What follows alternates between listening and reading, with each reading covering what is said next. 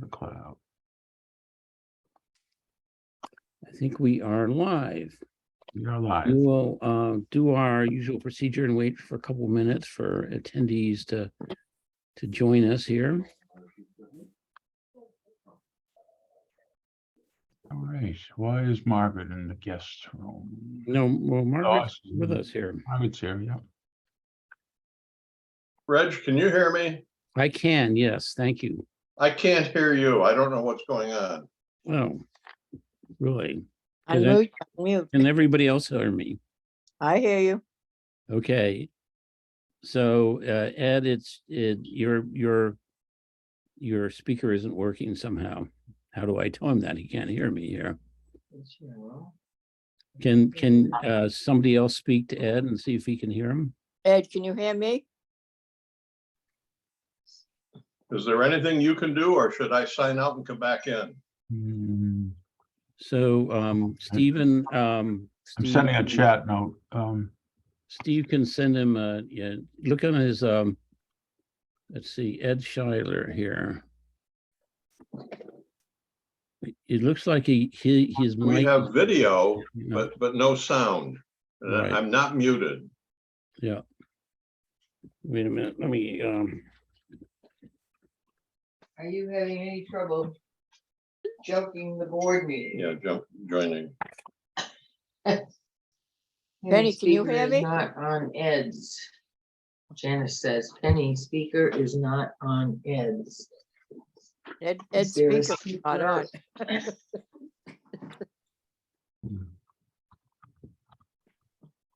We're not muted. What's that number one in red? What's that? Chat. we'll do this here. Yeah, look up chat. Turn off the volume. Oh, to yeah. your laptop. Yeah, wait a Hold minute. on. My speaker's not on. So funny.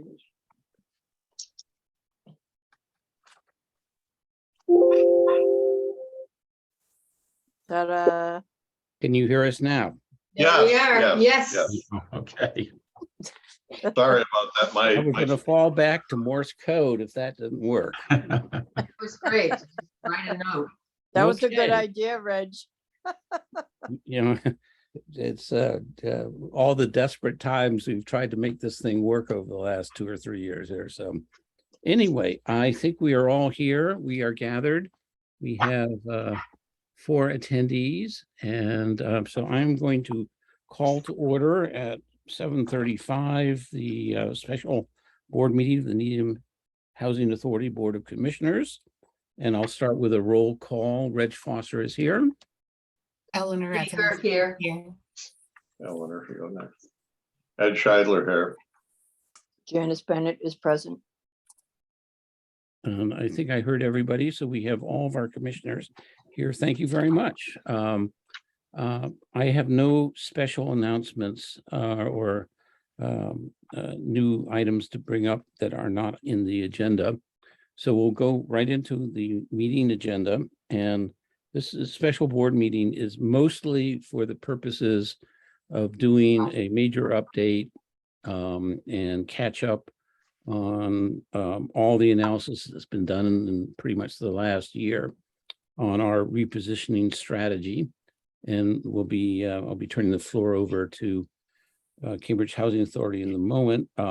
There are a couple of housekeeping items that we have at the end of the agenda that it was just convenient for us to tack onto this meeting. So we'll spend the last 5 or 10 minutes doing that, but we don't want to delay the main act. I should also say that this meeting, for the record, adequate notice was this meeting was provided by the Secretary of the Needham Housing Authority by preparing a public notice and posting it last Thursday, I think it was, setting forth the date, time, place on the meeting and the agenda, and it was filed with the clerk of the town of Needham. And this is a Zoom only meeting, a virtual meeting, as allowed by Governor Baker's emergency order suspending certain provisions of the open meeting law, general MGL 30A section 20. It was issued in March 12, 2020, and it's in effect through the next March 31st, 2023. And I would just note for everybody's information that this meeting is being recorded, both for the purposes of the minutes, and then if anybody wants to watch it again or for the first time later on, it will be posted on the Needham Housing Authority YouTube account. So with that introduction and prefix, I'm going to introduce Margaret Moran, who is overall principal of the engagement and has been helping us formulate this repositioning approach and strategy, and as also the head of the Cambridge Housing Authority Planning and Development Department. And we also have Natalie Janssen here with us, standing in the middle of some new building in the middle of the street there, our project manager here. So let me turn it over to Margaret, you and Natalie, to take it from here. I think we have a presentation, so let's jump into it. We do, and good evening, everyone. It's great to see everyone tonight. Hi, Mark. Natalie's in front of Lincoln Way, which is one of CHA's newer developments. It was former state public housing, family housing that we tore down in 2012. And so I was out there 2 weeks ago walking a potential investor of the housing authorities through the site, and it looked almost as brand new 10 years in, which I think is a real testament to the quality of the design and execution of the construction. So I'm always I used to manage that site. right, and you know what it looked like before, Steve. I do. And I'm always delighted when I see the background on Natalie's Zoom call. So, but we do have a presentation for you tonight, and we're delighted to go through it. Natalie will be taking the lead on the presentation, and we'll look forward to any questions or comments you might have. So, Natalie, I'll hand it off to you. Thanks, Margaret, and good evening. It's great to be back here. I'm going to share my screen. So let's just make sure that You able works. to do that? Oh, you are. I Okay. should be able to do that. And now I just want to make sure that I can put it into the presentation mode. Slideshow. Can everyone see my screen? And is it just one slide? Perfect. Yep, it looks good. Excellent, great. So it's been a little while since we've been back to the board to talk about the repositioning options for the federal properties at the Needham Housing Authority. So that's Captain Cook, it's Seabitts Way, and it's High Rock Estates. So Reg had a great idea that we should come back and give you an update on where we are now, what we have in front of us, and then also do a very brief refresher on some of the repositioning options. Seeing as it was a little while ago that we did the original training. So today, what I'll go through in the presentations, and there'll definitely be time for any questions on this. And of course, if I'm going through it and you have any questions, please let me know. Happy to go through it. So we'll start off by talking about where we are right now, then going through the refresher on the repositioning option, as well as the Faircloth Authority, which we discussed last time, what the impact might be of that Faircloth Authority on Linden Chambers, and then an update on the analysis that we produce in terms of narrowing down the potential options for the Needham Housing Authority, and then to wrap it up, talk about next steps for this part of the engagement.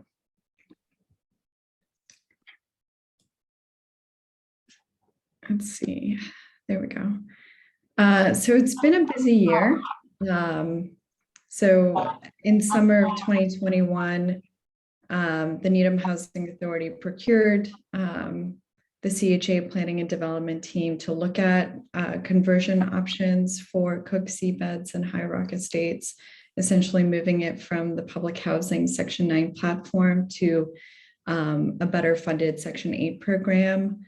And then in September of 2021, Margaret provided a training to the Needham Housing Authority Board on repositioning. followed afterwards by us submitting a draft repositioning report that had details on the different programs, as well as our preliminary ideas of what might be good options for the Needham Housing Authority. And the next step after that repositioning report, and also the meetings that we had both with you and staff and the residents, was to essentially procure an architectural firm to produce property conditions reports for the different properties.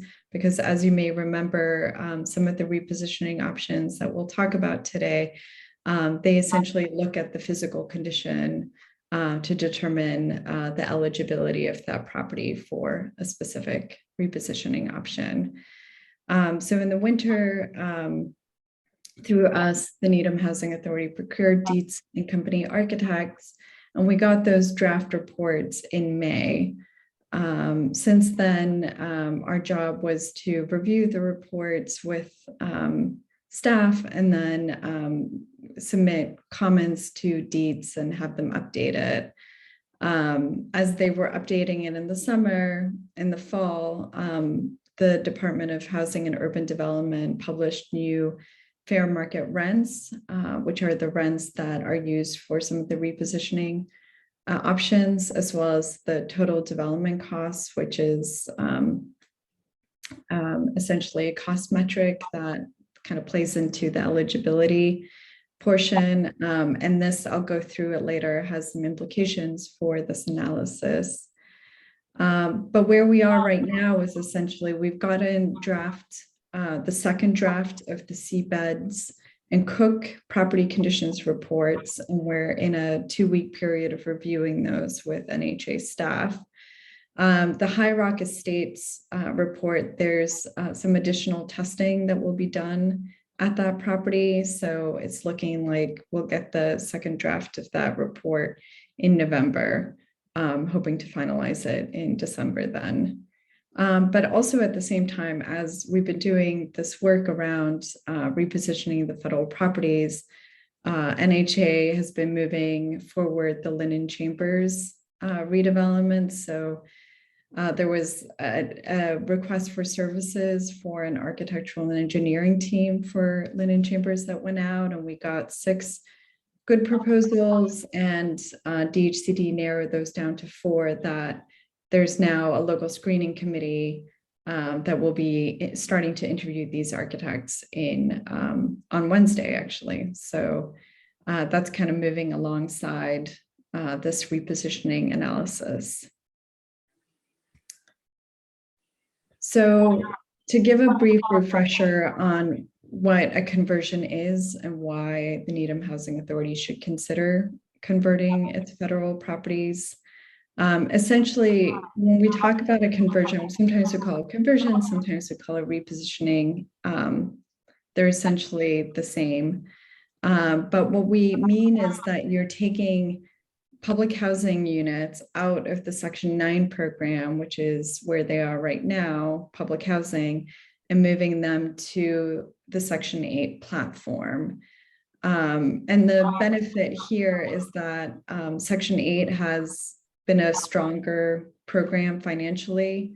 It's gotten a lot more funding as well as political support from a broad coalition.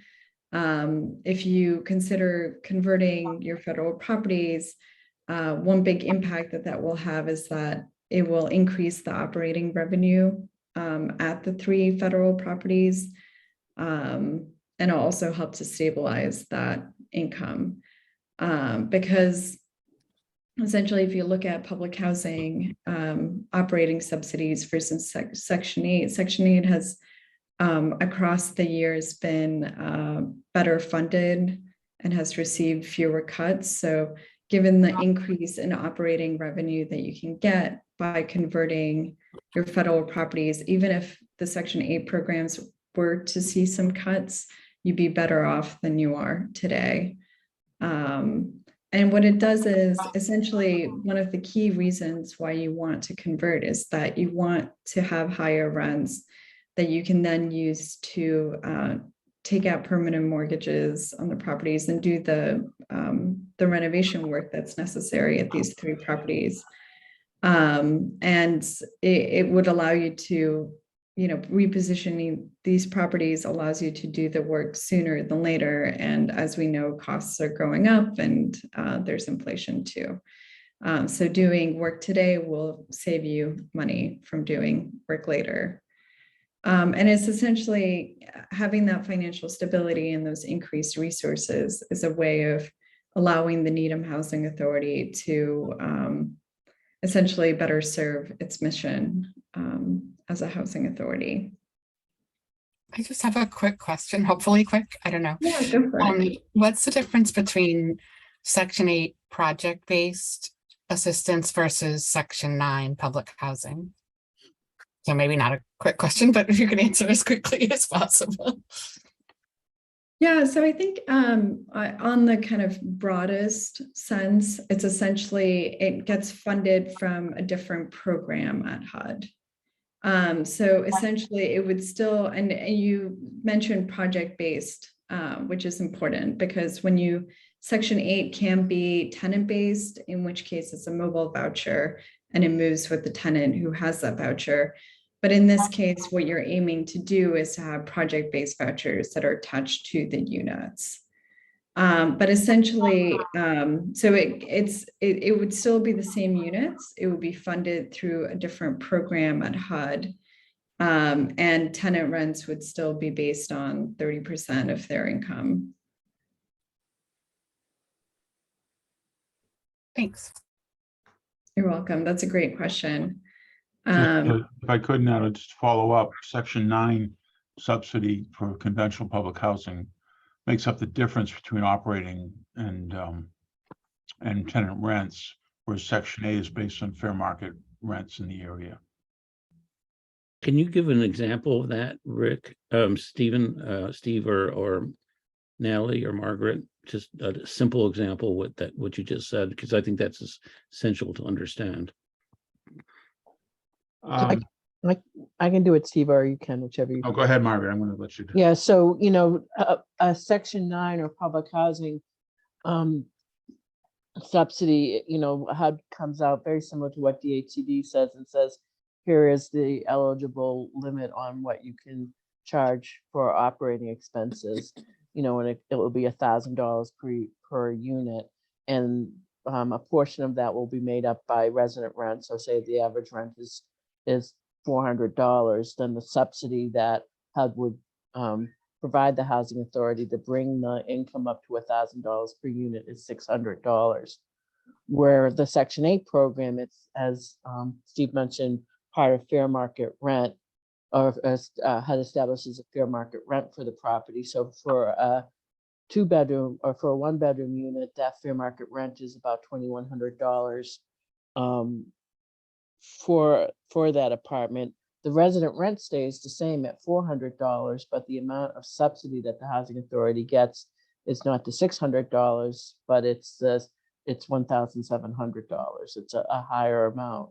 And that higher income comes to the housing authority to potentially, in the case of what we've been doing in Cambridge, make reinvestments in the property to bring the quality of the units up to current standards, or to actually support the development of new affordable housing units in the community.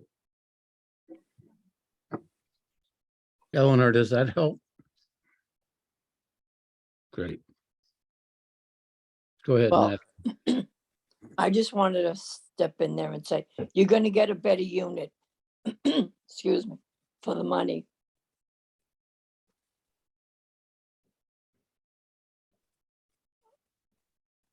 Go ahead, Nat.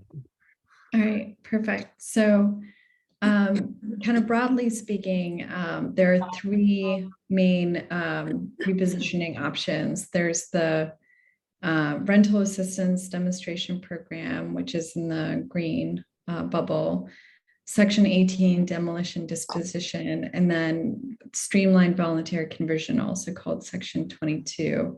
And these are different conversion, and as we'll see later on, as we discuss the options, HUD has created an option that essentially combines the purple and the green options here for properties that have a harder time of meeting the higher eligibility requirements of Section 18. But essentially what we're trying to do when we convert a property is use one of these programs to essentially bring the public housing units to the Section 8 platform. And there are kind of 3 buckets at the bottom where 3 different ways of being a Section 8 project. One is the project-based rental assistance, the project-based voucher, and then the tenant-based voucher. And so the 2 yellow ones are essentially when the subsidy stays with the unit. And it's an option that housing authorities have. In short, if you do a project-based voucher conversion, then essentially the Needham Housing Authority will be administering those vouchers and getting funds, a fee to administer those vouchers, which is what we recommend. And then for the project-based rental assistance, those vouchers are essentially administered by another agency.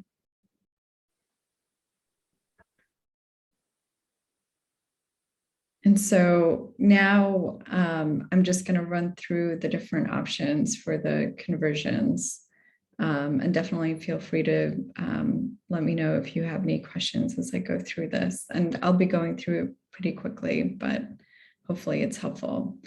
So the first option is that rental assistance demonstration conversion. We have to call it just RAD. And the kind of the brief version of the analysis is that RAD has the smallest effect in terms of it has the smallest increase in terms of operating revenue. So one of the reasons behind that is even though the properties get moved from Section 9 to Section 8, that rent is based on a rental assistance demonstration rent, RAD rent, which is equivalent to your current public housing rent. The benefit for a housing authority of doing a RAD conversion is that you're not at risk of that RAD rent being basically lowered through progressions.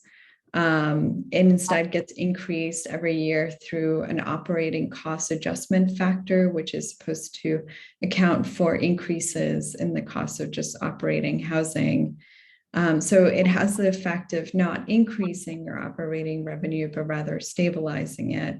And it also allows a housing authority to take out a mortgage to do any renovation work, and also use the low-income housing tax credit program to raise additional funds for a potential renovation.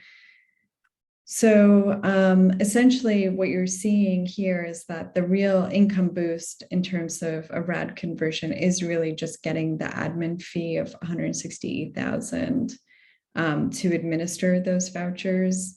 But one thing that, and this is true for all of these conversion options, is that there is a new cost, and it's essentially you're going to have to pay more in terms of insurance because you don't have that beneficial public housing insurance rate. And you also have to have a replacement reserve in the budget. So essentially what a RAD conversion does, it'll stabilize your operating subsidy, but it will not increase it. In fact, there's a slight decrease because of these new costs. I have a Some of question. the, go ahead, Reg. Back to the previous slide. So under our current public housing, our current income, that's our, what, 2022 income, 1.5 million per year for each of, for all 3 of the federal properties we have. Is that right? Yes, that's Yes. that's the current public housing. So this is what we're getting now.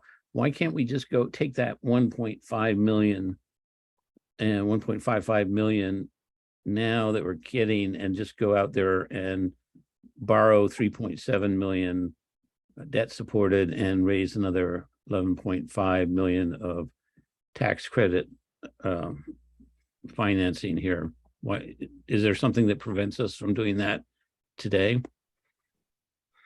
So my understanding, and Margaret, feel free to jump in, is that there are some limitations on public housing, on being able to take out debt against public housing. And so that was also one of the benefits of doing RAD, is that it essentially allows you to do that. I think that you are allowed, but under some very limited circumstances, to take out debt on public housing. So the only way you could take out debt right now would be through a capital fund borrowing plan under chapter 9. Yeah, and they limit the amount that you could pledge from your capital fund financing. Right. And partially they're leveraging the funding, not the property, but the declaration of trust that exists on public housing doesn't allow for the property to be placed under any kind of lien. My understanding too, picked up somewhere, is on the left side, the public housing side versus the right side, and this is true for future options too. The left side is sort of year-to-year financing. You know, the 1.5 million is really subject to sort of year-to-year appropriation, which may or may not be there, and it is not sufficiently committed to for lenders to be able to, you know, depend upon it and lend us money. Whereas on the right side, the same 1.5 million, there's like a 20-year commitment to pay that lenders can rely upon, and therefore they're more willing to lend us money. Is that right? Mostly so. Both sides, both columns are subject to appropriations. It's just that more often than not, the public housing side, rather than the RAD Section 8 project-based voucher side, has endured cuts. So it's, you know, the cuts or the funding, the prorations have been anywhere from the high 80s to close to 100%, but oftentimes it's not at 100%, where the Section 8 project-based voucher program, for whatever reason, tends to be fully funded. And that's kind of the, going back to an earlier slide that Natalie had up, which is why it's deemed by the industry to be a more secure, predictable funding stream. But in both instances, they are subject to appropriations. It's just that the Section 8 side of HUD has not had to endure the types of cuts that the public housing side has. And that's partly reflected, you know, if HUD were to cut the Section 8 program, then immediately the residents at the Section 8 families or the families or individuals benefiting from the Section 8 program could experience a cut in their subsidy, or some people actually thrown out of the program. Where on the public housing side, you know, they will cut and cut and cut, but it takes years for kind of the cuts to kind of come to a point where a property is in jeopardy, or the housing authority, you know, can't pay the bills and is in some form of financial default. So it just, the cuts are they're very impactful over time in public housing when it happens. And, you know, for us, it's been, you know, on the public housing side of the equation, there's been no increase in public housing funding really in the last 20 years.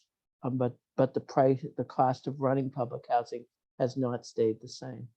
It's gone up over that 20-year period. I think that's the struggle that every housing authority has, and the struggle to try to address you know, what Gary has to face every day at work, which is the deferral of the maintenance and capital items that there just isn't enough funding to get to. It's disgraceful. Thank you. Go ahead, Natalie. All right, thank you.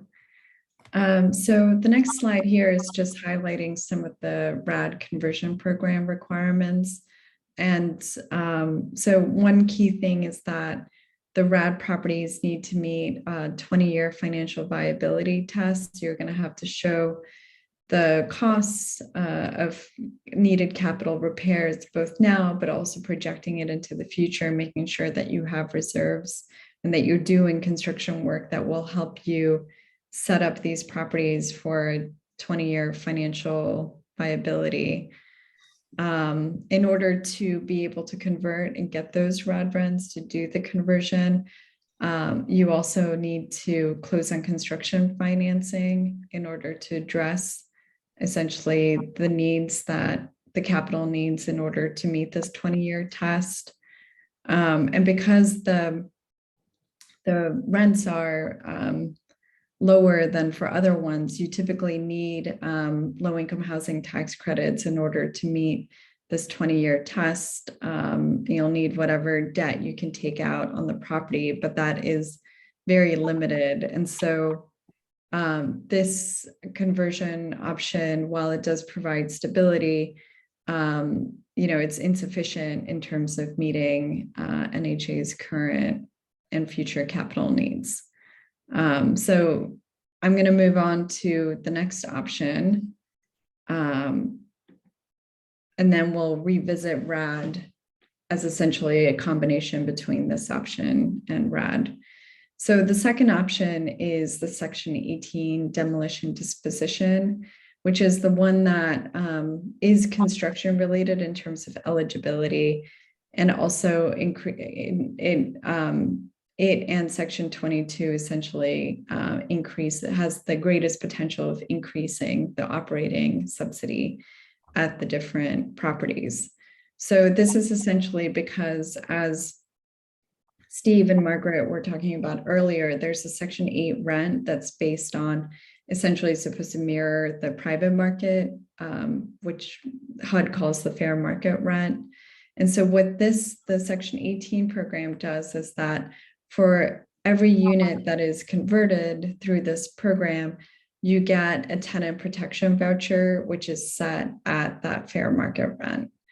And so if Section 18 were pursued, you can see here in the little table, you can see that the difference between 1.5 million of what you're currently getting and then a 4 million. So essentially 4 million per year in terms of operating revenue would be substantial increase in the subsidy that you're getting. Plus you'd be getting that additional administrative fee to administer those vouchers. The challenge with this program is that while it does raise a lot of revenue, it is hard to meet the eligibility requirements for it. So essentially, to qualify for a Section 18 demolition or disposition conversion, a property must prove that it has immediate rehabilitation needs that's in the next 3 years above what HUD deems the obsolescence threshold, or that it displays serious health and safety concerns for residents, or it's qualified as locationally obsolete. And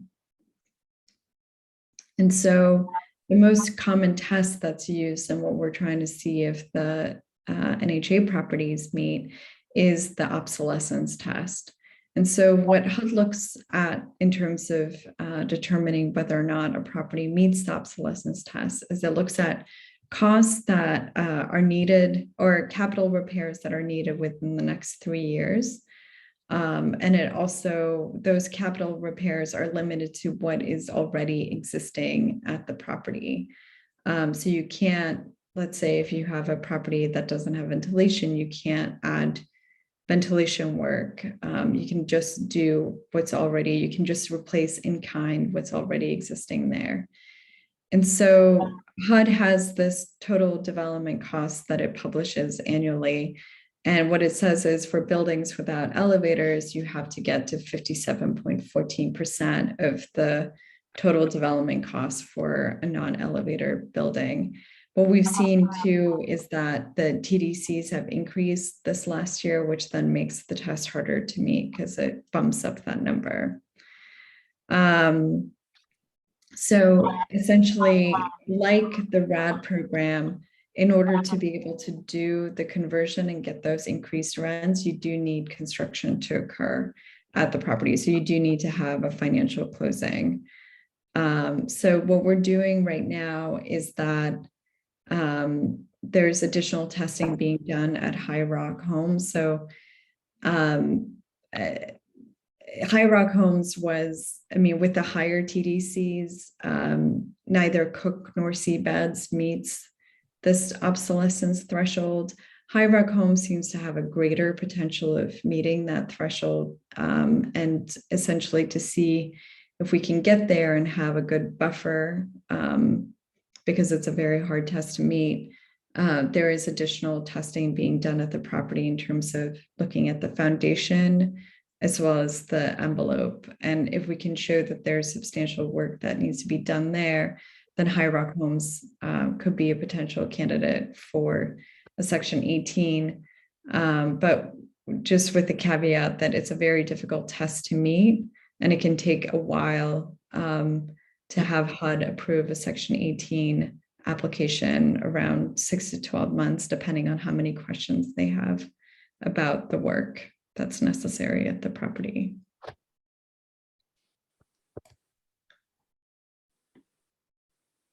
And Does so- anybody have any questions about that? I think it's probably a good idea to just pause, as we go through each one of these options. I have a question. It sounds like that High Rock is most likely a candidate for the demo. But where does Seabeds and Captain Robert Cook fit in to the best category in your opinion, Natalie? Yeah, so you're right that it doesn't seem like Captain Cook or Seabeds can meet the obsolescence threshold. And so right now, I mean, so it's something that we'll get into a little bit later into the presentation, but it looks like the next option here, the RAD Section 18 blend, is a potential option for Captain Cook and Seabeds. And then there's also another conversion tool that is a kind of a portfolio level tool that doesn't look at construction needs at all. That is another potential way of converting those properties. Okay. Thank you. Yeah, I've got a question if we can go back to the previous slide. Yeah, so the TDC, the total development cost, is that related to the property conditions report analyses that we've been doing since last whenever, March or so, that you talked about at the beginning? When you say 57% of the total development costs for Seabeds Way is 6.396 million, what does that mean? So essentially, yes, it is related to the property conditions report. So the way essentially that those reports are being done is that they're looking at different capital repairs, and they're organizing it through by things that are most immediate, critical repairs, 1 to 3 years, and then it does a longer outlook to 10 years and then to 20 years, which then allows us to use the same report to see whether or not this is an option or the RAD Section 18 blend. But it essentially means that, for a property to qualify for Section 18, it needs to hit that TDC threshold per unit. So for Seabeds Way, that would mean that in terms of the costs that are needed to repair things that are in critical condition, they need to be repaired or replaced in the next 3 years. That if we look at, so the total development cost is construction plus soft costs or allowable soft costs from HUD, and construction costs is just looking at the construction, the hard cost. So it would essentially have to mean that there would need to be enough critical repairs to get that would be above 112,000 per unit. And essentially, when you submit an application for a Section 18 disposition, you want to be, it's not typically enough just to be at that threshold. You want to be a little bit above it, because HUD has very specific, it looks at it very carefully. And if it finds that there's not enough justification for why a cost is critical, they may reject it, or they also tend to look at RS means in terms of looking at the actual construction cost, which doesn't always reflect the costs in the Boston area and some of the cost pressures there. So you want to have a little bit of room to, if some costs are lowered or disallowed, that you can still meet that threshold, because you're essentially, it's a big application, and it takes some time. So you want to make sure that when you do submit something, it's likely to get accepted at the end. So are you saying, put another way, that the seabeds in Cook buildings being 40 years old, which is still, getting old, are old, but are in relatively better condition, so they have less chance or no chance of qualifying for Section 18, even though Section 18 is the best option? Whereas the High Rock Estates remaining 60 bungalows, being 70 years old, need a lot more work and have a lot better chance of meeting the minimum requirements to qualify for Section 18 demo disposition. Is that what you're saying? That is what I'm saying. Exactly. And I think, Seabed's Way, for example, has had the envelope work after that, the snowstorms. And so that, for example, is a big cost that, isn't included there. What we're seeing at High Rock Estates is that, there's potential between envelope work and, what we think is, a lack of appropriate waterproofing and insulation in the foundation, that there's enough work to show that that threshold can be met. And I just want to highlight too that, it's the Section 18, the construction threshold numbers, is a little bit more of a theoretical test. It's not what you would actually do if you were to renovate these properties, because HUD is not allowing you to add in costs that are likely costs that you will see when you do a renovation, because, for example, you may want to provide central AC, do other types of work that, is not an amenity that you're currently providing at the property, but is a very important one, which you're not allowed to do in the Section 18 world. You're not allowed to, in terms of just meeting this test and proving eligibility, you're not allowed to add new amenities. And I'll just jump in and say, one reason too on the difference is, Captain Cook and Seabeds have been federal public housing since inception. And while, I mentioned that the federal public housing program has been chronically underfunded, there's been one more program that's been even more chronically underfunded, which has been the state public housing program. And up until I think about 2011, High Rock Homes was state public housing. So it was already pretty much kind of not being adequately maintained by state public housing.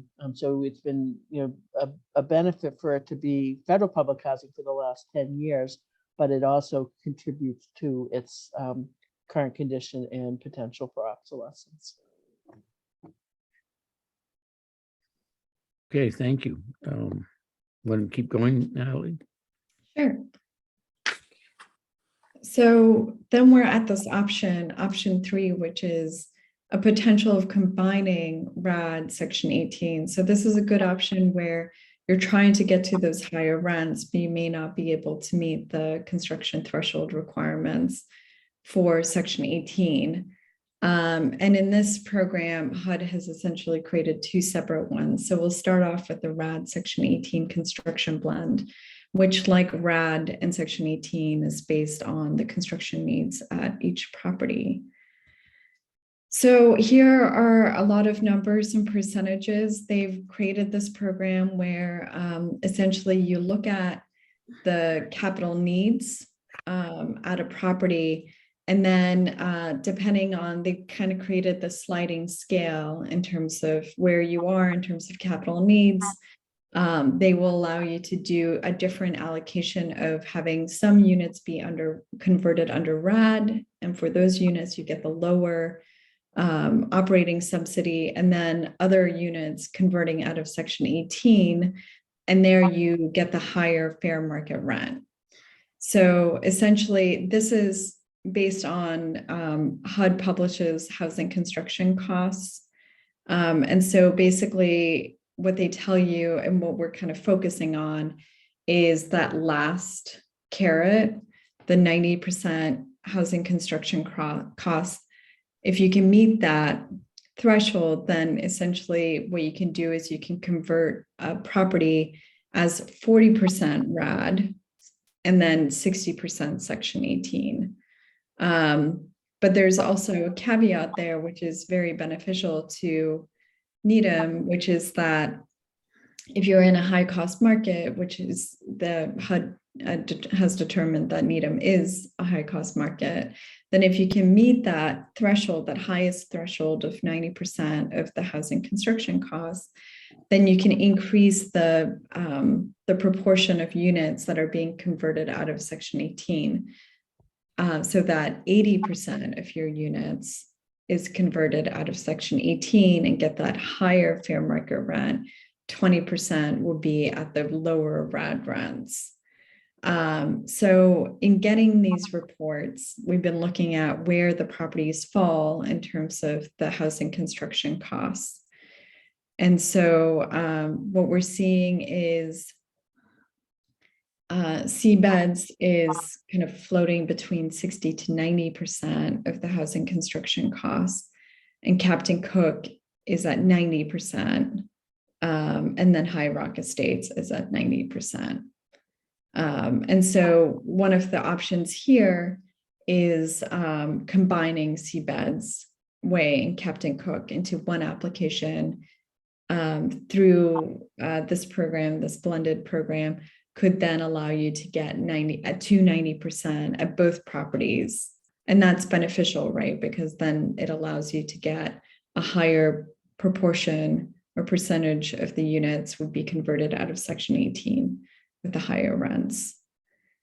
And so one important thing here too is just to remember that those RAD program requirements that we went over just a couple of slides ago, they still need to be met. So you have to do a 20-year financial viability study and make sure that you're doing the right scope of work in order to kind of set up the properties for long-term viability, and also have an operating reserve that would essentially help to cover, or a replacement reserve that would help to cover other costs.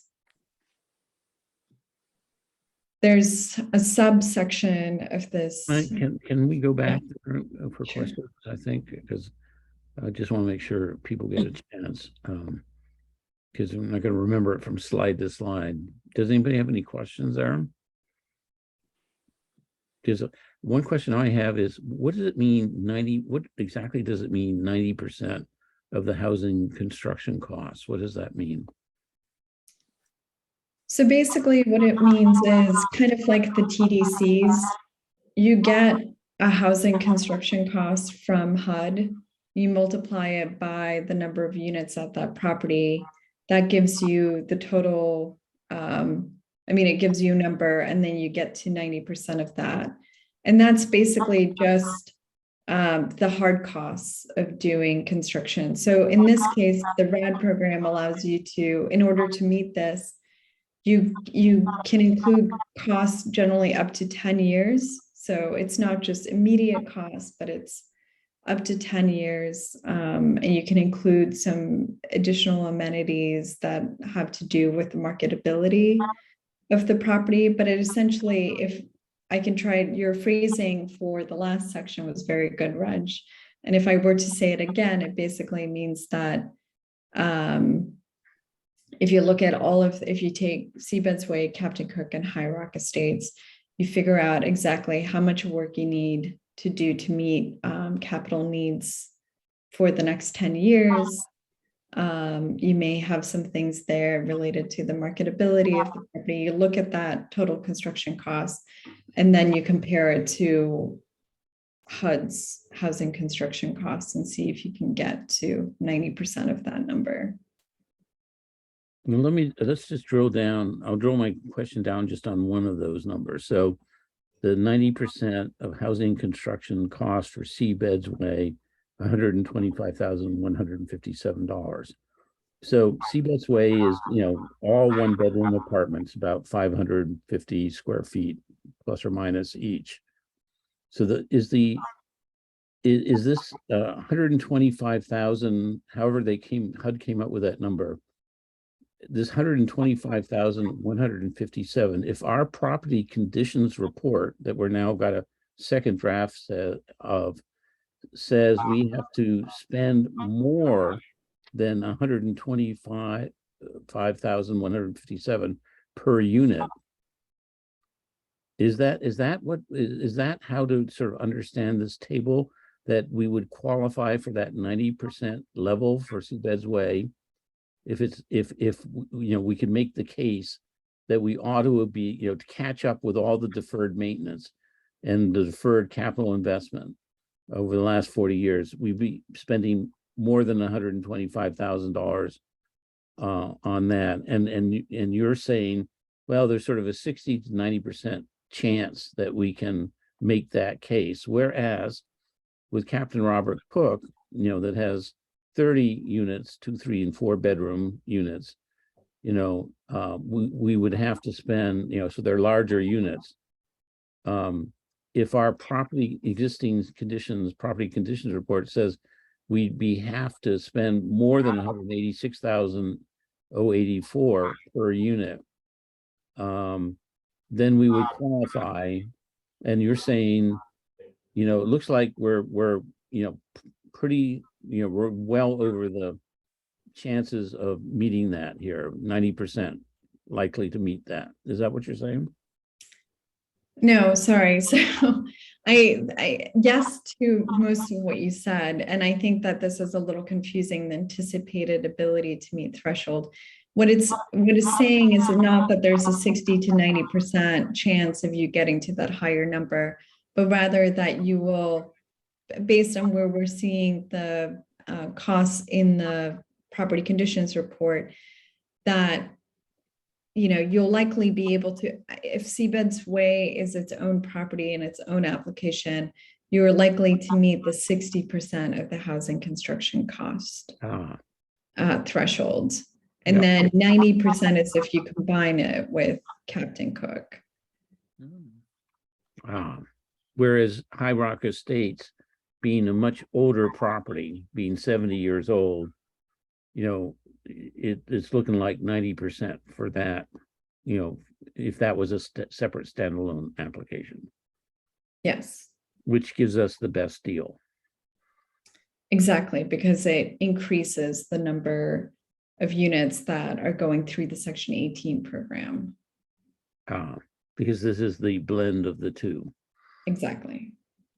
So its aim is essentially to give some more of that Section 18 higher fair market rent benefits to housing authorities while lowering the eligibility requirements. So you're not quite up to Section 18 of getting one-to-one, tenant protection vouchers at the fair market rent, but you'll get 80% of it.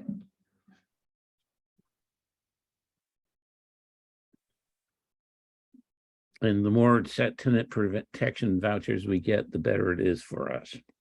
Exactly. Okay.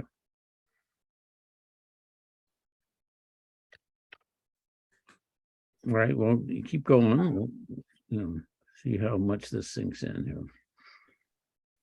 So this here is, so they created also within this, within their effort to create a program that combines the two RAD and Section 18, They did a small PHA blend, so basically said that a public housing authority like Needham, if it has less than 250 public housing units, which Needham has 136, they can elect to essentially do a conversion where automatically you would get 80% of your units would be converting out of Section 18. The remaining 20% would convert out of using RAD.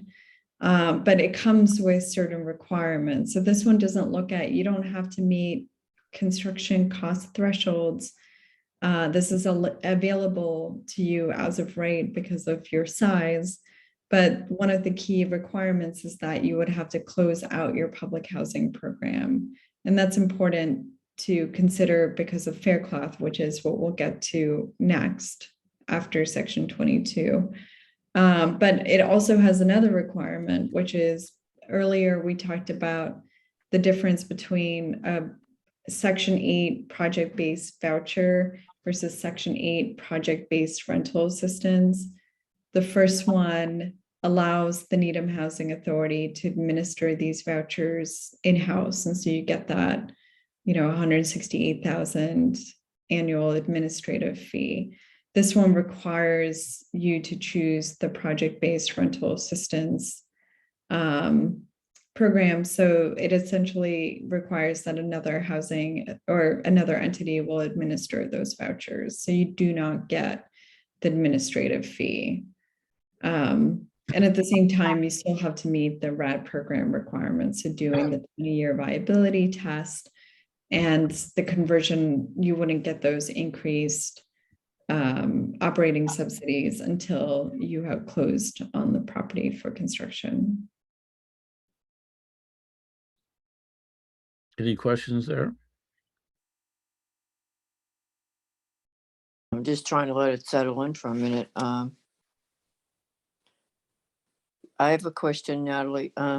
So the federal government is willing to give everybody here basically a Section 8 program if we go with this plan, if we are in turn eligible for it.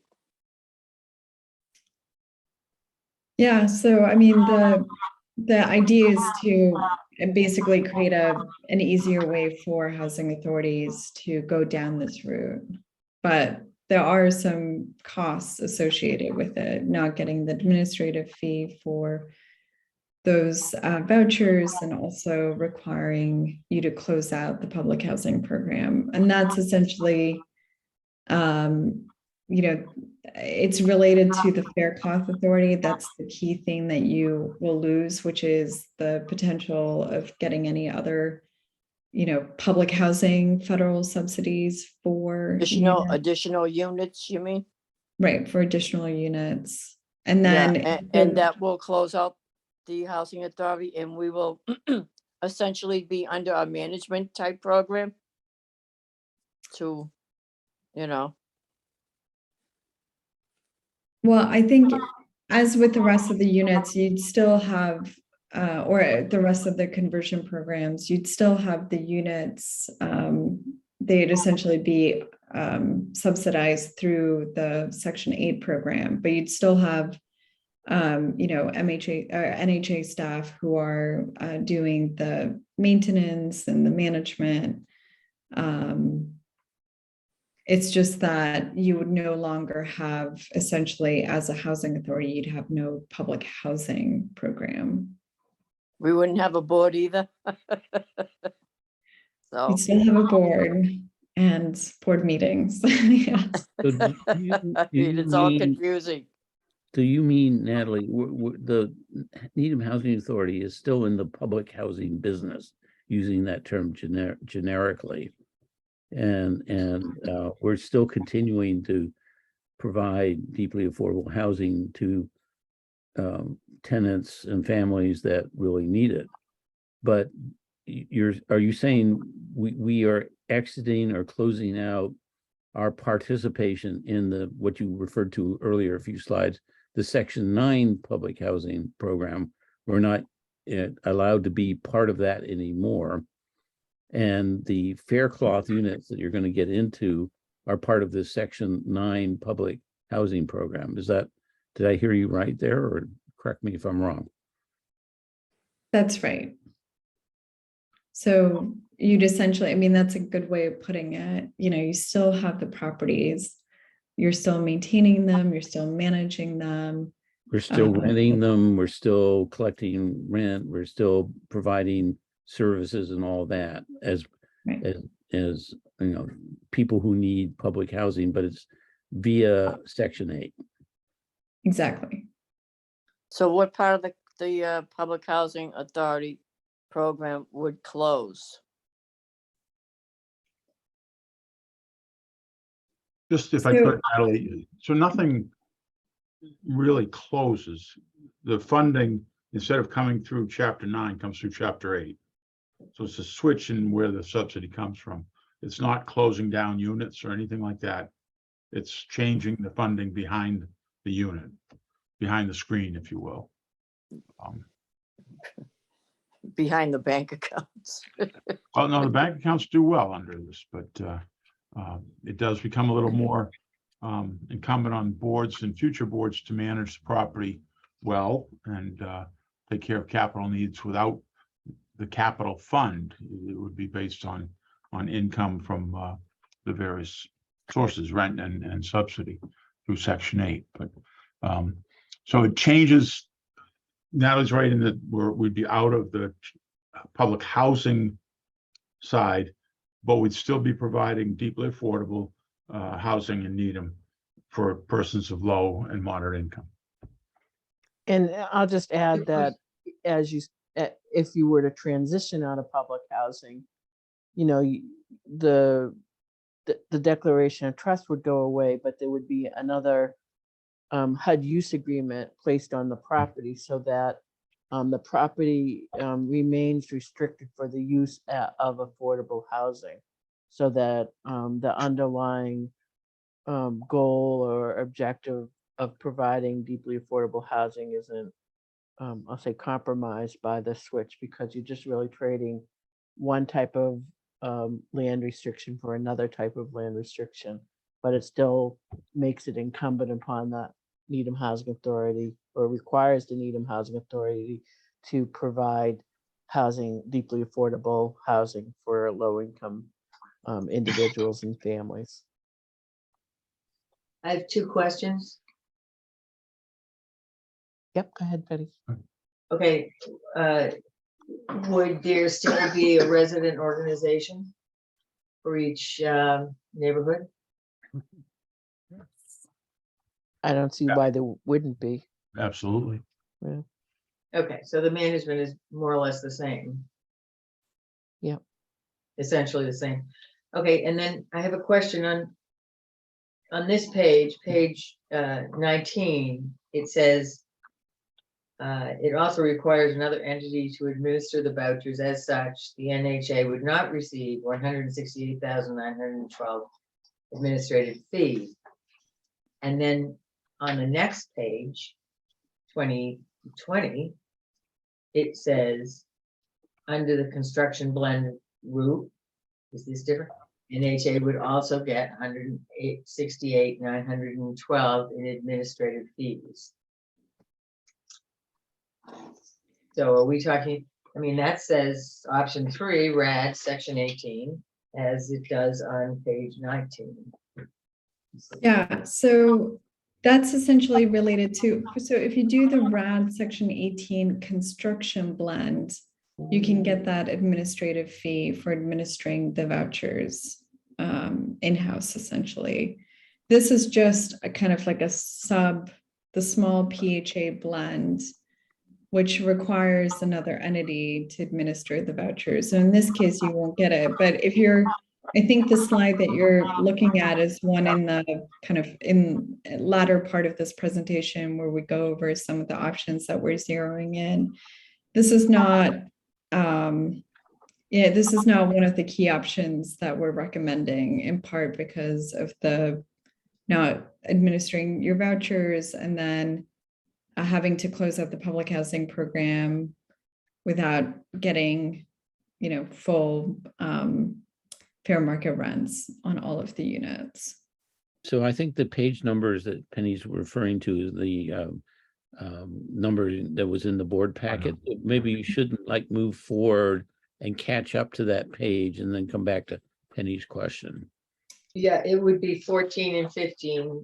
14 and 15, okay. Yeah, So this here, 15, okay. So basically what we're seeing here is if you were to do the RAD section 18 construction blend. So that's the one we discussed earlier with the housing construction costs and having to get to a particular threshold.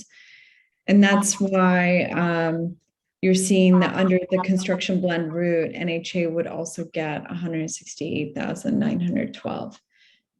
I think this presentation would have been clearer had the slide been after the housing construction costs, the RAD section 18 construction blend, but that's essentially why you're seeing that difference. So if you go down, there's two ways of combining RAD and section 18. There's one that's essentially just by virtue of you having fewer than 250 units, you can go down that path, get 80% of the units converted through section 18, 20% of them through RAD, then you will not get the administrative fee because the vouchers are administered by another entity.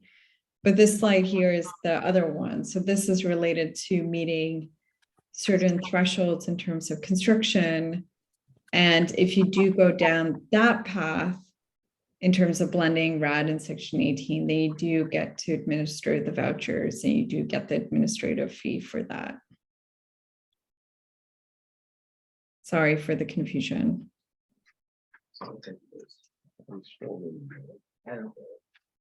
So I'll ask a question on this slide you got up here. So on the rightmost column, you're saying based on this analysis we've been doing for almost a year now, what is looking like the most likely approach is that rightmost column, which we don't have it in this table, but where we were bringing in $1.5 million, or not were, we are this year currently bringing in about $1.5 million a year of subsidy for running our three properties. It's looking like we could, basically double it to 3.097 million. Is that what you're saying? Right. And this is, yes, this is also based if you do go down the path where Seabeds is its own standalone application, and so you're only getting to that 60%, the 60% housing construction cost. What we think is possible is combining Seabeds and Captain Cook into one application. So then it's essentially the fourth column, the 20% RAD, 80% section 18 of getting that 3.3 million is what we think is a possibility.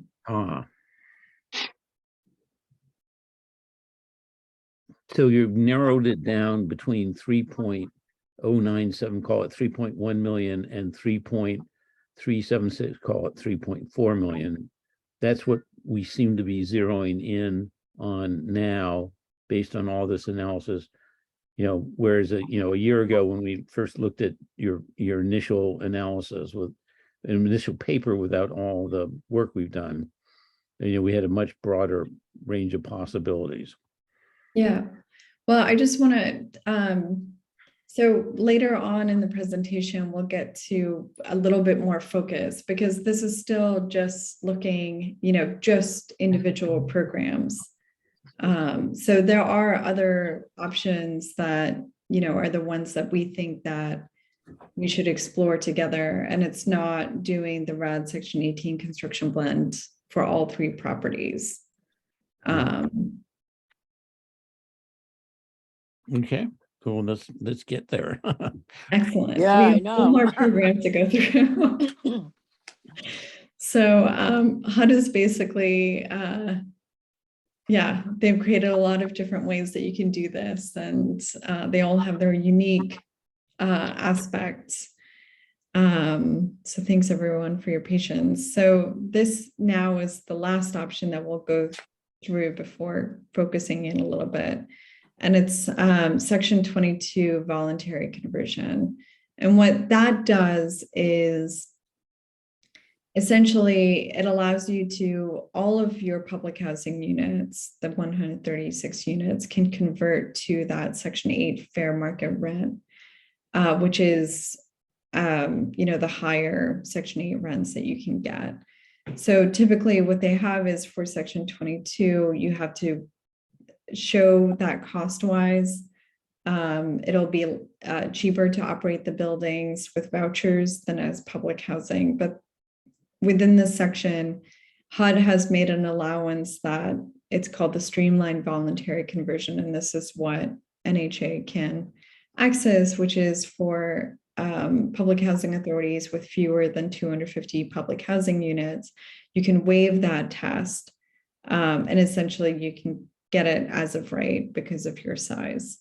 The important things is it generates a lot of operating subsidy because it gives you section 8 fair market rents for all of the units. But again, like the small PHA blend route, you do have to close out your public housing program. So you still have the units, they're operating, they're being subsidized under section 8, but essentially what you're saying is the section 9 program, we used to have that. Now we no longer have that as a possible kind of program to subsidize future housing units that Needham might have. The other, a particular item for this program is that the vouchers that are provided to the housing authority as part of this conversion, they're tenant-based. So essentially the NHA, if you were to go through with this program, you would have to ask for tenant consent to project-base those vouchers and have them be specific to the unit rather than to a tenant. But essentially what would happen is if a resident did not consent to project basing their voucher that they get because it's tenant based, essentially what Needham Housing Authority could do is to essentially project-based vouchers that it has in its section 8 voucher pool. And it wouldn't be taking away vouchers from your section 8 pool, because essentially when you close it, let's say you go forward with section 22, you get vouchers for 136 units. Those 136 vouchers will be added to your existing voucher pool. So that's one way of thinking about this particular requirement. And I'll go to the next slide and then we can take questions about this. But essentially, what you can see here is that your total income with the section 8 admin fee that you would get will be 4 million compared to the 1.5 that you're currently getting. The other aspect, so the previous programs that we walked through all require construction to happen. So you have to go through a financial closing in order to get those higher operating subsidies. With this program, essentially you get that additional income immediately upon application approval. So you don't have to go through the process of working to essentially set up a property for renovations and getting all of those approvals in place, getting the construction drawings, getting the financing, and then doing the closing. In this case, you would just get it immediately, and then you can, at your own pace, work to get construction projects lined up. I have a question.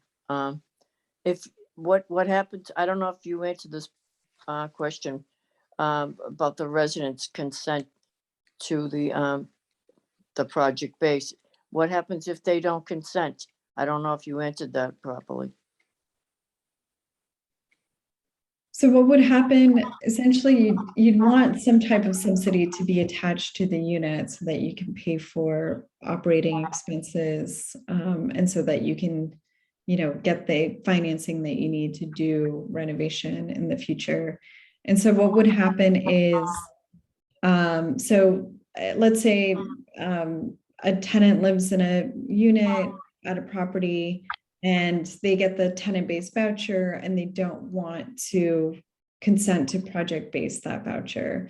When that tenant moves out of that unit, so now you have a vacant unit, you're gonna fill it with a new resident, then the housing authority would take one of its vouchers. So while the tenant is living there, that unit is subsidized by their tenant-based voucher.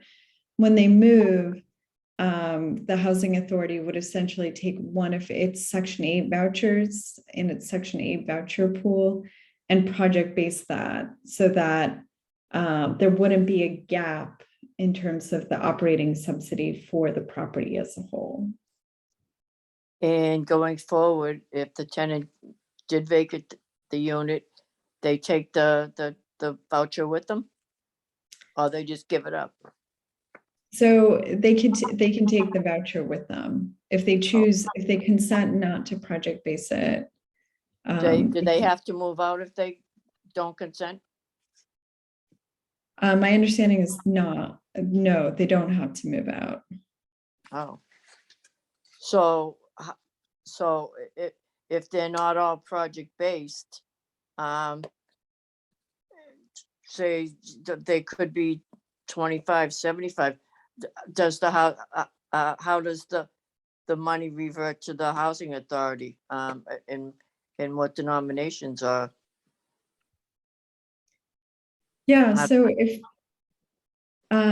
if residents, if there are some residents who choose not to project base their vouchers so that they hold on to them as tenant-based vouchers, then essentially when they're living at that property, it kind of works in the same way that it works if a tenant has a Section 8 voucher and they lease a unit, then that Section 8 subsidy will go to the landlord of that unit.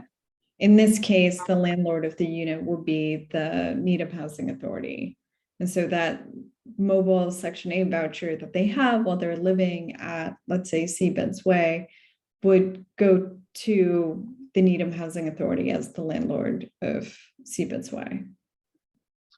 But if that person leaves and takes their voucher with them, then that unit, does NHA have extra Section 8 vouchers in a pool, did you say? Where does that come from?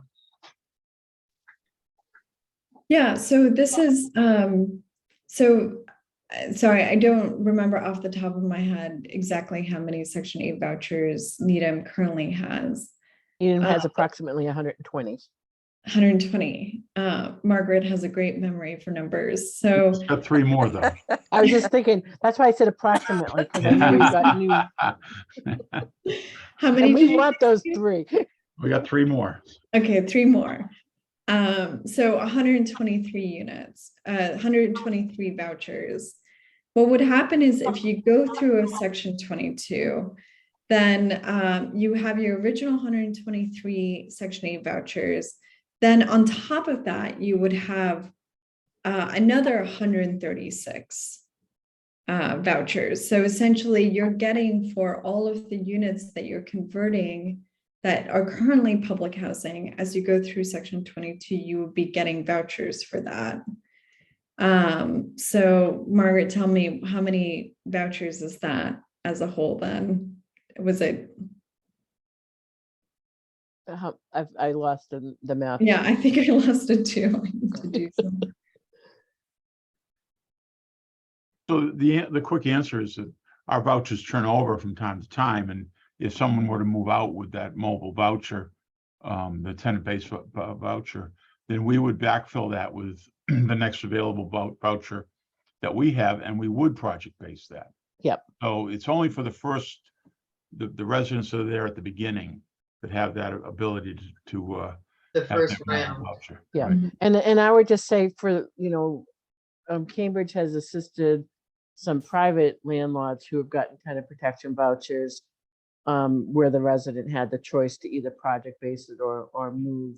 For an elderly site, folks are just really interested in keeping their apartment affordable, and you get almost all of them to say yes. For family sites, it can be a little bit lower, but typically we've been running close to 90% acceptance or consent to project based. Now, whether that would be the case in Needham or not, each community is a little bit different. And again, I think family households tend to want to have a little bit more flexibility. That being said, it's not like it is very easy to use a Section 8 voucher in Needham.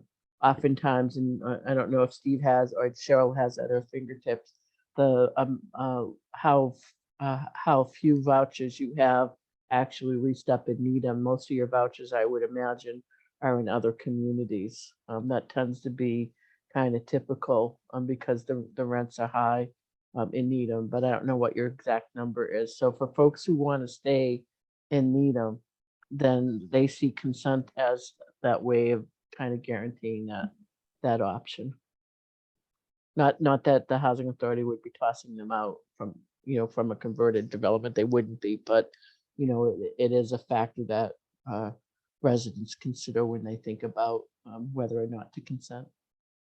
So folks, I'm looking at the clock here, and remember, we're not making any decisions tonight. We're just getting all this reloaded into everybody's frontal lobes again.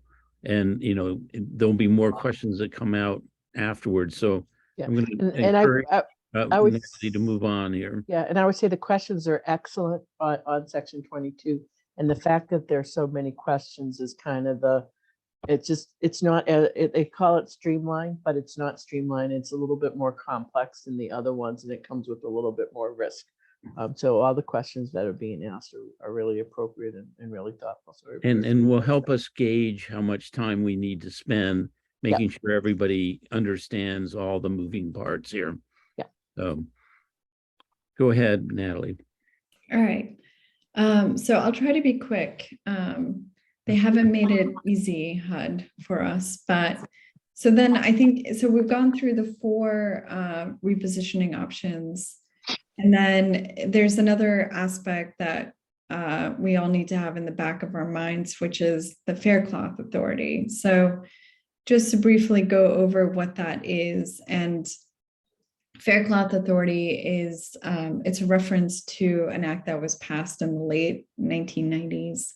And essentially what it does is it gives each housing authority a total number of units that can be subsidized as public housing.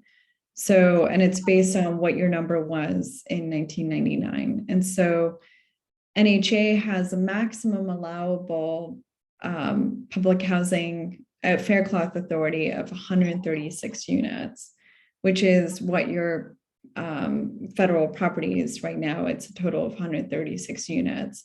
So essentially you're kind of maxed out in terms of the amount of Section 9 public housing operating subsidy that you can receive.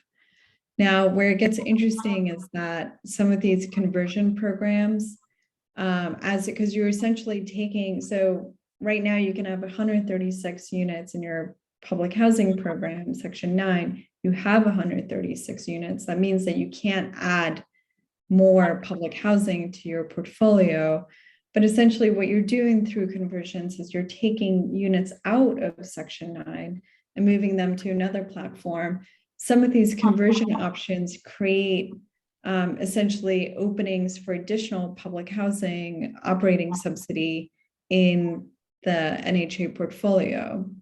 So that's, for example, Section 18. If you convert using Section 18, what happens is that for each unit converted out of that program, you're essentially generating 1 Faircloth unit.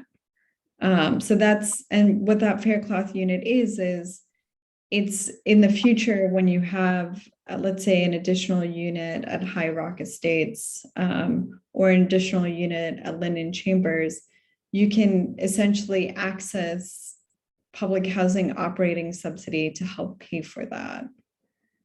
And so it's this, hopefully the simple way of looking at it is anything that converts using section 18, you get fair cloth authority. And anything that converts out of RAD or anything that requires you to close down your section 9 program, like section 22 or the small PHA section 18 RAD blend, you do not get any additional fair cloth authority for those units. And so just to give a sense of what that fair cloth authority is worth, one fair cloth unit is worth approximately 8,700 700 per year in operating revenue. So if you were to go forward with section 18 for all of the properties, you would get 136 fair cloth units, which is roughly equivalent to 1.1 million operating subsidy per year. In order to get that funding coming into the housing authority, you need to have an actual unit that you can deploy the fair cloth authority into, and that unit needs to meet REACT standards. But so for, I said earlier that a simple way of looking at it is anything you're doing through section 18 gives you fair cloth authority. So let's say you went forward with a RAD section 18 construction blend where 80% of your units get converted through section 18 and 20% of them get converted through RAD. Well, then you're going to get fair cloth units generated on those 80% of the units. So the last slide or last line there, that's 108 units. So you're looking at roughly $940,000 per year in potential income that the housing authority can bring in.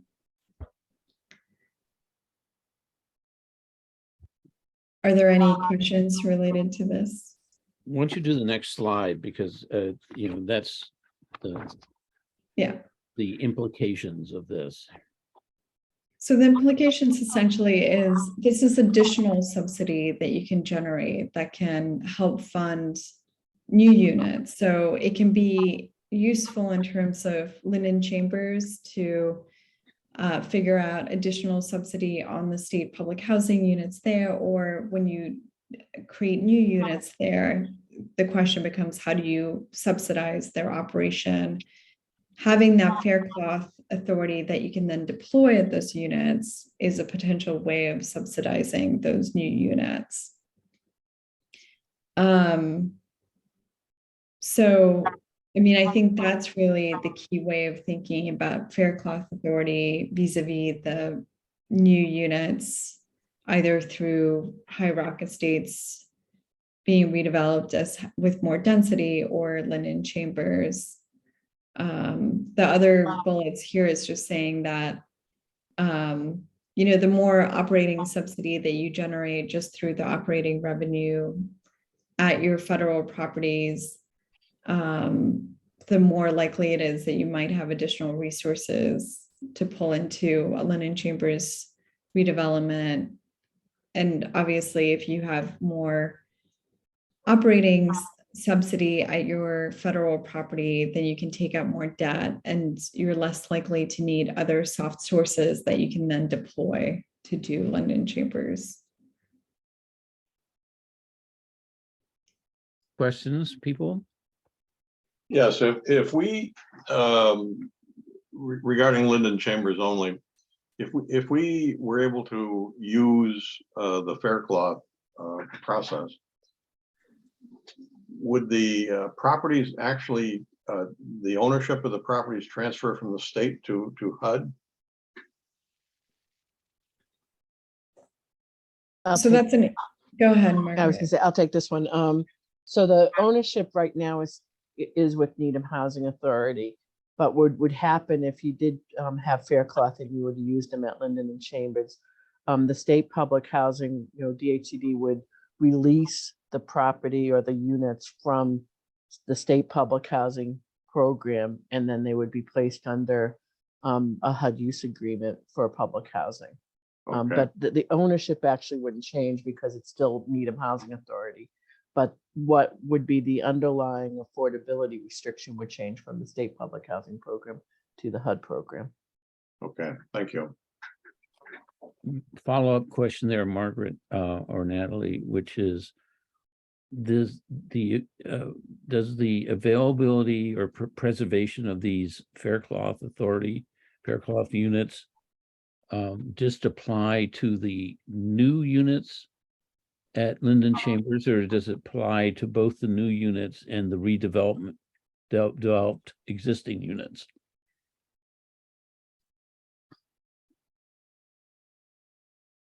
When I say new units, Yeah, it could yeah. be either. we have to do 152 Yep. redeveloped existing units, but Yep. maybe we, You have the opportunity to add new units. It could Yes. be either. It is,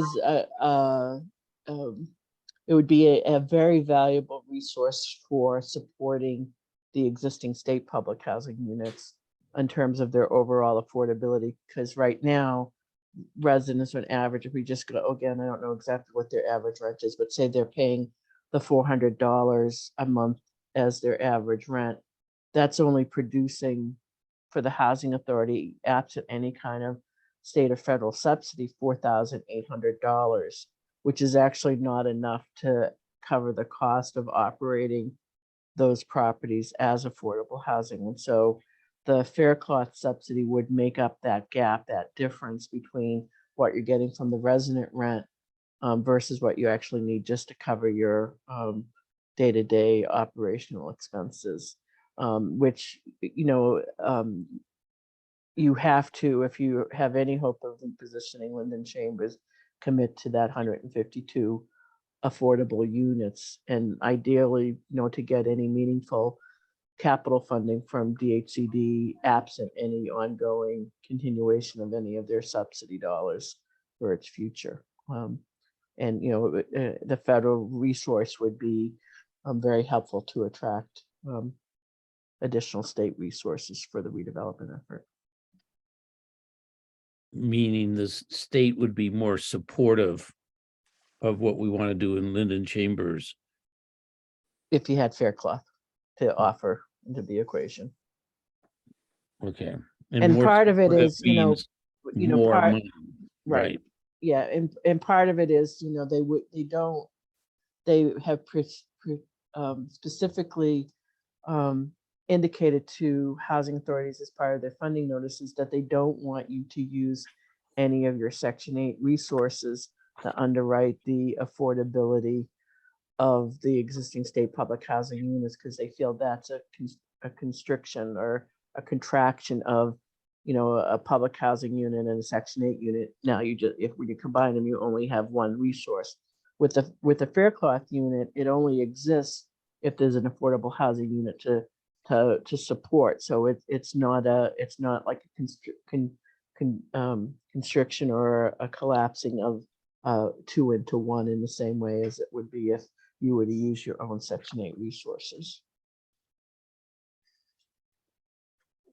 Any other questions from anybody? Let me suggest, Natalie, that we move into the sort of the closing 3 slides here. This is a work in progress report, part work in progress, part refresher course. Once you go through these slides, the next 3 on the things that are being, the implications of all this after working for nearly a year on it and what the next steps are. Sure. So this slide here is essentially a summary of having gone through all of those options, having, gotten more information from the property conditions report, what looks like potential options for the Needham Housing Authority that should be further explored and discussed. This is not the final 2 options, but it's essentially. May I interrupt just a second? Yeah. We used the term option before, options 1, 2, 3, and 4. I realized when I looked at this, you mean you're not referring to those options. You're strategy A and strategy B. Is that what you're really saying here? Exactly. Okay. So strategy A is essentially doing the RAD Section 18 construction blend on Cook and Seabeds, you're taking those two properties, you're submitting it as one application. That allows you to get to that higher threshold in terms of construction and have 80% of those 76 units go through Section 18 and 20% go through RAD. And then aim for Section 18 for High Rock, which would give you fair market rent vouchers for all of the units and also give you that fair cloth authority on all of the units. What this does is it increases your operating income. So you're looking at 3.6 million, you get the additional admin fee, but you also get 120 fair cloth units. So that's for all of those units that are going through Section 18. And that's, a benefit of $1 million per year. And so if you look at, if from a perspective of both the operating income increase plus the fair cloth units, this is the strategy that gives you the greatest amount of revenue increase. Two things is that both RAD Section 18 construction blend and Section 18 require construction to occur for that, those increased operating rents to to start coming in, and also for the fair cloth authority to come to the housing authority. So it's something that you wouldn't see 4.8 million year one. It would take closer to 11 years to get that full benefit, depending on how you kind of the timeline of your projects and moving forward with that. The other thing too is that Section 18 is a very difficult test to meet. And so we need that second draft of the property conditions report for High Rock with the additional testing in order to confirm that this is the right option for you to take. The other strategy too is doing a Section 22 voluntary conversion, which is the one where it's available to you as of right because of the size, 250 units or less. It gives you the greatest amount of operating revenue increase, but it doesn't give you any of the fair cloth units. And so one of the benefits here is that essentially you see the increased operating revenue as soon as HUD approves the application. So it's immediate compared to the previous option where it's based on being able to take on construction at the properties and therefore gets kind of phased out over a period of time. I just have a quick question, sorry, on the fair cloth, if you back up to the prior slide on the fair cloth units, I thought it says 120, but I thought you said on the prior slide it was 108.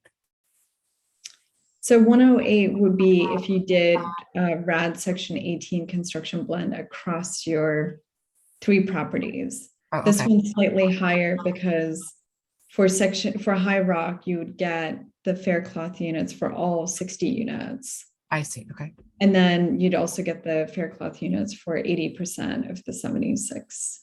Got it. Okay, thanks. That is such a great question, Eleanor. I'm very impressed. Every question tonight has been like spot on. So Yeah, I'm glad that this is recorded. It's really good. And so this slide here is just highlighting some of the key things to think about and valuing the different options. So I'll go through it quickly, but the first, I'm trying to move everyone down a little bit so that I can see it. The first one is just that, as I mentioned at the start, HUD's published the new fair market rents for 2023, and there's been a substantial boost in the fair market rents, 8 to 10% from where they were in 2022, which makes the options where you get the most amount of vouchers at that fair market rent more appealing. So such as Section 18 or Section 22. And considering that, for example, for a program like Section 22, where you'd get that increase right away, that is, the fact that those rents are higher is another reason why that's appealing. The key thing for RAD rents is that they are stabilized and they increase a little bit by year, but by the operating cost adjustment factor. So that was roughly 2.9% in 2022. So you're seeing less of an increase compared to the HUD fair market rents. The other big thing, and I touched upon this in the last slide, is just timing. So Section 22, you get the increased operating, the fair market rents essentially as HUD approves the application, whereas for Section 18 and Section 18 RAD, which are the ones that give you some fair cloth units, you need to close on construction projects in order to get that increased operating revenue. And so it just means making sure that the housing authority has the capacity to prepare these projects for construction and to take on the construction, because that's going to kind of set up your schedule in terms of moving these projects forward and getting, if you choose to go down options with Section 18 and Section 18 RAD, getting those increased operating revenues and fair cloth units that you're trying to get. And so key thing here in terms of capacity to perform construction and to close on the financing is really, so a lot of these options have shown you how much you can get in low-income housing tax credit, equity, and debt based on these different scenarios. Investors in the low-income housing tax credit programs and debt providers who are providing loans, they have really high requirements when it comes to developer capacity. It's both related to, staff experience and ability to kind of the stability of the governance of the housing authority, and also liquidity. So are you able to meet guarantees related to, finishing construction, leasing up? And so part of the conversation moving forward will be related to this and whether or not, the kind of involvement that an outside developer might have to have in order to meet these requirements. And then the last thing is just really what is, in terms of, valuing strategy A versus strategy B, is just what is the value of the fair cloth authority for the housing authority. We know that 120 fair cloth units is roughly $1 million annually in terms of potential operating revenue for units at Linden Chambers or new High Rock Estates units. But just thinking about what Margaret mentioned earlier, there's other values of that fair cloth authority, which is it's something that the state sees as a very valuable way of helping to fund state public housing redevelopment, both existing and the new units.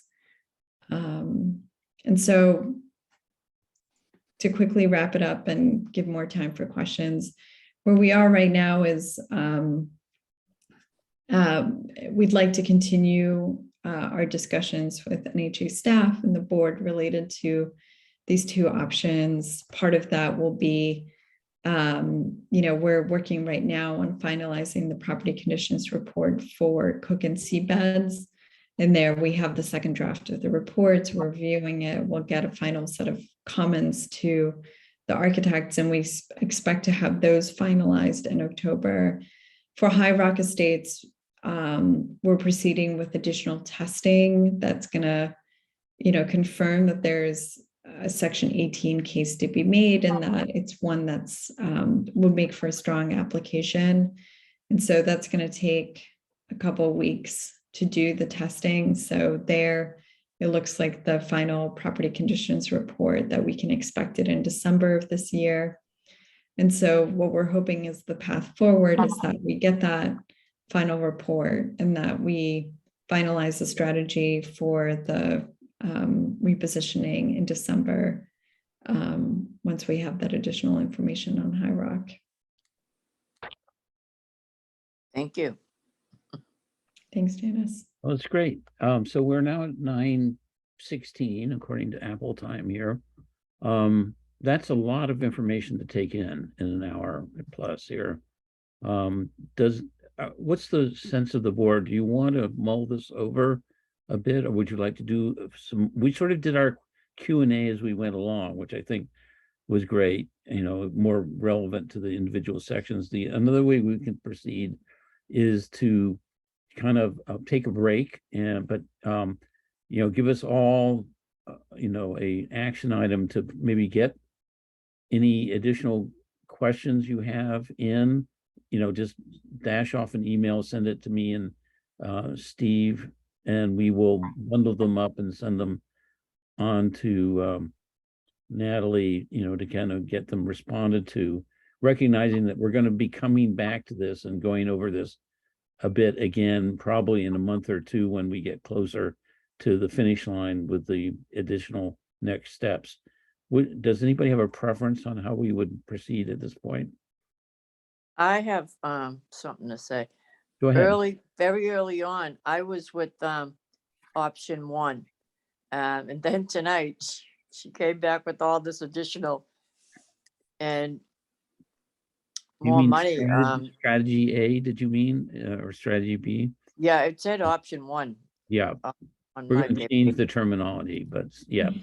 Yeah, because you know, I was just thinking about if you can get 120 additional units. I mean, that's a real plus in having the units addition, you know, the what we have right now converted.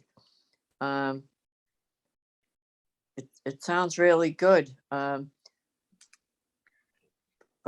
you know, I'm not sure, you know, how things are going to go politically. But there was an awful lot more additional information. But I think the CHA's strategy is, I think they're giving us option one as the best option, which I did like in the initial presentation.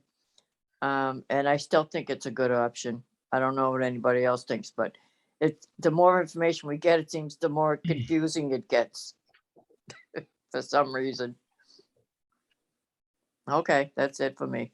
Any other comments, questions right now, or shall we go down? You know, everybody should sort of sleep on this in the next couple of days, get your questions out for further being addressed, recognizing we'll be coming back to this again. And there's more analysis that needs to be done. I hear a loud,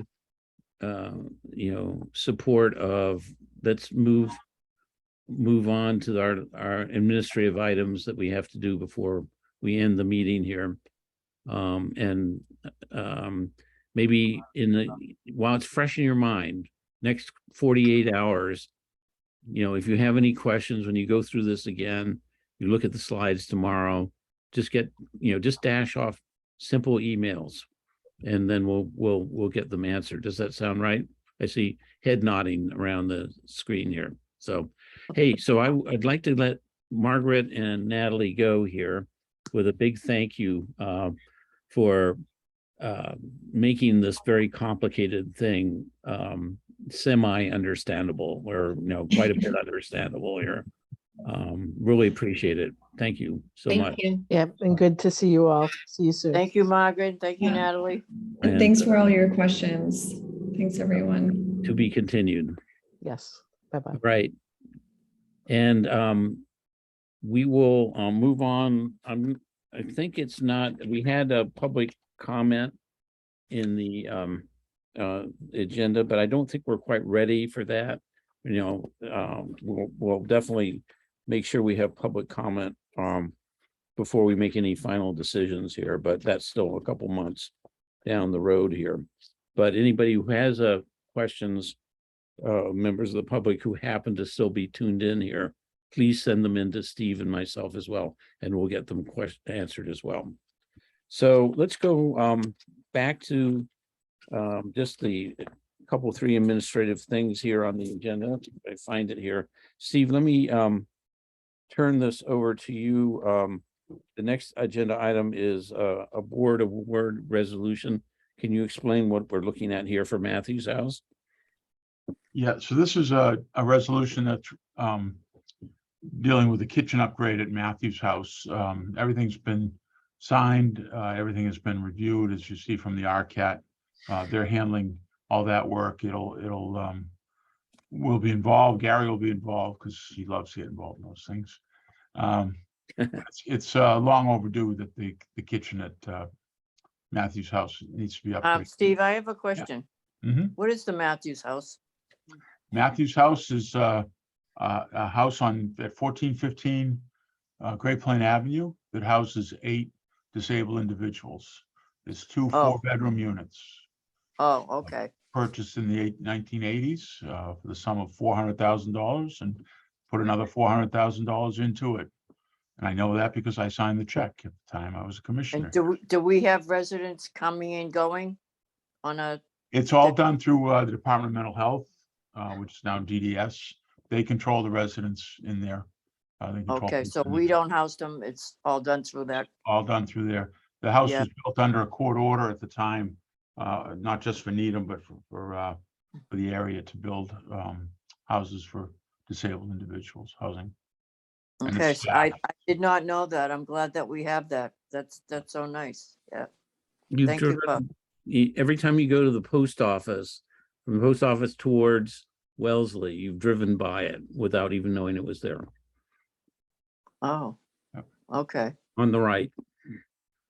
okay. And it's named for Diane Matthews, who is Dan Matthews' late mother, by the way. Yeah, okay. I did I not knew know you- that. She was a Yeah. board member here. Wow. See, you're a plethora of knowledge, Steve. I'm just old and have been around for a while. So back to the so it needs the kitchen upgrade and we have it all figured It's all out, Budgeted. the and- RCAT, and we just need to see if there are any other questions for Steve and then make this motion that you have in the packet. Is that right? Right, the motion is a resolution that is needed for the RCAT to be signed off on. Any other questions for Steve about this? Somebody like to make the motion to approve this motion as contained in your packet here, which is on page 31. I'll make that motion to approve Janice that makes the kitchen. motion. And do I hear a second? Second from Penny. Any further discussion? We have to do a roll call vote. So Janice Bennett votes Janice present, no, Janice Bennett votes aye. approve, and Eleanor Evans Eleanor Evans votes aye. and Ed Scheidler. And Ed Scheidler is on mute, but I read his lips and he voted aye. And Penny Kirk Penny Kirk votes aye. and Rich Foster votes approve. So that's approved 5-0. And thank you very much. And then the last brief item is, believe it or not, Steve has been with us for almost 6 months. And as you might have seen in your board packet, we have an employment contract with Steve, which says that if it's going to continue beyond 6 months, which we hadn't necessarily anticipated 6 months ago, and this is a boilerplate agreement from DHCD. As we know, we are rebooting our executive director search process, and we spoke about this at the last board meeting, and Steve has agreed to continue to serve and to support us. Thank you very much for as long as we need. And under the terms of the contract in section 3, we need to take a vote to formally extend his agreement for up to another 6 months. So does anybody have any question about that? Go ahead, Penny. Yeah, on page 31, the date is wrong, March 11th, 2022. It's us going backwards. It should be Yes. 2023. Yeah. Yeah, and And it's actually not March, it's April too. That's It fine. says March March is late. here. Yeah, so. And um, then, on page 33, the same mistake was made. It says March 11th, 2022, it should be 2020. Also, when it refers to the current contract expiring on October 11th, it actually expires October 9th. Yeah. So the new contract should go from the 10th, October 10th to 2022 to March 11th, 2023. And actually, DHCD is, when Steve and I were talking to them the other day, issued two sort of contradictory, confusing sets of direction. One was that we need to do a letter of agreement that basically, agrees to extend the term for up to another 6 months on a month-to-month basis. And then a different instruction, contradictory, signing a whole new agreement with Steve, which would pretty much have the same effect. We haven't really kind of resolved that. So I think the board resolution that we didn't, we had a sense of the board last time, but the board resolution is to direct the chair and the executive director to, either extend or renew the contract agreement for the next 6 months on the same terms and conditions in the existing agreement that Steve included in your packet here. So I'm going to go ahead and make that the resolution, make that motion, and if we have a second, we can do any further discussion we need. Second by Penny. We're Any gonna, is this a vote to extend it or to renew it? to either extend it or issue a new Why don't we contract, just extend it and that'll be the end of it? because we don't know with this conflicting advice that we've got from DHCD, which way they're going to land on this, and I don't want to have to call another special meeting to deal with it. So it's one or the other, is my motion here. Well, if I say a new one, you're gonna come back with the same answer to me, like, No, if DHCD said, no, we prefer him tear up this existing agreement and sign a whole brand new one that looks exactly the same, then that's what we'll do. If they say, no, the letter of extension is the way to go, then that's what we will do. If well, there's, why don't we just do tonight what we have to get done before DHCD decides something else? I don't know.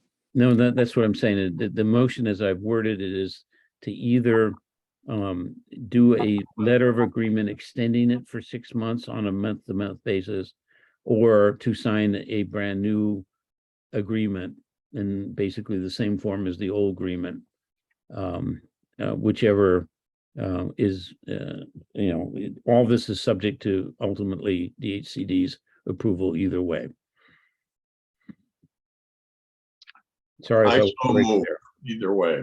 Okay, I I made the know. movement and you made the second. I'll take that as a second, Ed. I Okay. already seconded. Yeah. All right. And any further questions or discussions other than I would issue express again a thank you to Steve for what he's been able to do for us and with us in partnership over the last 6 months. Yes, Steve. Thank you. Thank you. I'm sorry I messed up on the dates. I'm reading it, thinking, how did I do that? We were scrambling, but I was scrambling. one And thing just we the confusion was that DHCD sent out a new blank contract. they did for So that's what reasons it unknown. is, instead of just an extension. So Pay right. no attention to those guys. You're doing a great job, Steve. No, Janice, remember we're on a recorded public meeting. here. We talk Yeah, about well, I that. remember the mattress too. We have a high degree of respect for, and I mean that seriously, for everything, all the help we get from DHCD, including, remember, our settlement of the Well, I don't know, is that cost of the public? year. Yeah, Oh, I yeah. forgot about Right, that. yeah, maybe we shouldn't. Thank you, DHCD. Yeah, exactly. So With that said, I'm going to call roll call vote. Ed, how do you vote? Aye. And Penny, how do you vote? Penny votes aye. And Eleanor, how do you vote? Eleanor Evans votes aye. And Janice, how do you vote? Janice Bennett votes aye. And Rich Foster votes aye. So Steve, you have our unanimous support. Thank As you. well as- Appreciate it thank very you. much. I think Could I we're ask at a the end. question of Eleanor, maybe, but legal question? Sure. If the contract expires on October 9th, should the new one take effect October 9th or October 10th? I think it would take effect October 10th. 10th, okay. Thank you. At I'm 12. correcting it on the, I mean, I guess it's, let's see. Wait, no, sorry, I'm confused. I'm looking at the old contract. Well, it says until October 9th. I mean, I would interpret that as including October 9th. okay. So, Okay, so now we have to do a motion to adjourn by roll call vote. I have a question. Yes, go ahead, Penny. Sorry, but on page 31 and on page 29, the phrase per statute is used in, is that something I'm unfamiliar with, or is that a typo that should be say statute? First line, or on page 31, it's the first line. This procurement per statute and in accordance with all DHCD. Is that a phrase I'm just not familiar with, or is that a typo? I don't see it, but I think it's a typo from the way you read it. Motion of resolution, whereas, this is page 31. The NERCAT has concluded this procurement per statute and in accordance with all, okay? And the same thing is used on page 29. I have a different page. My 31 is blank. okay, you're looking at the RCAT resolution? That's where we are, right? Solicitor. Yes, motion of resolution, and the other one is board award resolution on page 29. I just am not familiar with the phrase. It might be correct, but I think it's probably supposed to say statute. With a T. Oh, dear. I think you are right. And with that, I'm going to I think you're right. ask for a motion to adjourn from somebody. Second. I always second, right, Reg? Yeah, who made the motion? So moved, Eleanor. Eleanor in the second, and we'll get all those typos fixed here. And thank you so much. And Janice Bennett, you vote, Aye. and Eleanor, you vote, Aye. and Ed, you vote to Aye. adjourn. Aye, and Aye. Penny, Aye. and I Aye. vote aye. So we are adjourned at 9:34 p.m. Thank you so much for Good night. devoting another evening to this complicated challenge we have here with the PRI. Have a nice evening, everybody. Welcome home, Ed. Night all. Bye-bye. Thank you. Thank you. Good night.